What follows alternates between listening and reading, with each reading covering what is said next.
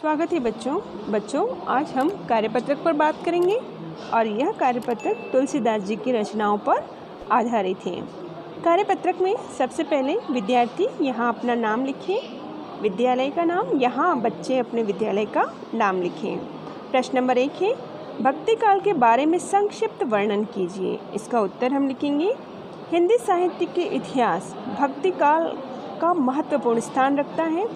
आदिकाल के बाद आए इस युग को पूर्व मध्यकाल भी कहा जाता है।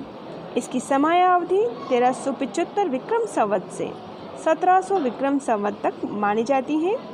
यह हिंदी साहित्य का श्रेष्ठ युग है, जिसको जॉर्ज गिरियर्सन ने स्वर्णकाल, श्याम सुंदर दास ने स्वर्ण युग और आचार्य रामचंद्र शुक्ल ने भक्ति काल एवं हजारी प्रसाद द्विवेदी ने लोक जागरण काल कहा है।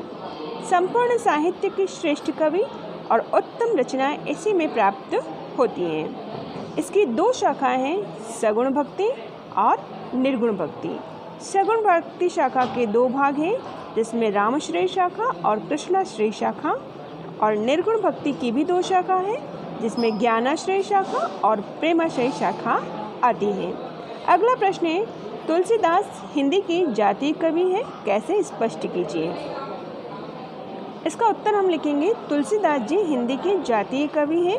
उन्होंने अपने समय में हिंदी क्षेत्र में प्रचलित सारे भावात्मक व काव्य भाषाई तत्वों का प्रतिनिधित्व किया है। इस संदर्भ में भाव, विचार, काव्य रूप, छंद और काव्य भाषा की जो बहुल समृद्धि उनके काव्य में दिखती है, वह अद्वितीय है। अगला प्रश्न है, कवि के अनुसार पेट की आग किस प्रकार के कृपा जल से बुझाई जा सकती है। इसका उत्तर है, संसार के अच्छे बुरे समस्त लीला प्रपंचों का आधार है पेट की आग का दारुण व गहन यथार्थ, जिसका समाधान वे राम रूपी घनश्याम के कृपा जल में देखते हैं। उनकी राम भक्ति पेट की आग बुझाने वाली, यानी जीवन के यथार्थ संकटों का समाधान करने वाली है, साथ ही जीवन बाह्य आध्यात्मिक मुक्ति देने वाली भी है। अगला प्रश्न है, प्रस्तुत पाठ रामचरितमानस की कौन से कांड से लिया गया है। इसका उत्तर हम लिखेंगे, प्रस्तुत पाठ रामचरितमानस के लंका कांड से लिया गया है। प्रश्न नंबर 5, निम्न में से किन्हीं दो की परिभाषा लिखो। सबसे पहले है कवित्व। यह वर्णिक छंद है, इसे मनहरण भी कहते हैं। इसके प्रत्येक चरण में 31 वर्ण होते हैं। प्रत्येक चरण के 16वें और 15वें वर्ण पर यति होती है और प्रत्येक चरण का अंतिम वर्ण गुरु होता है।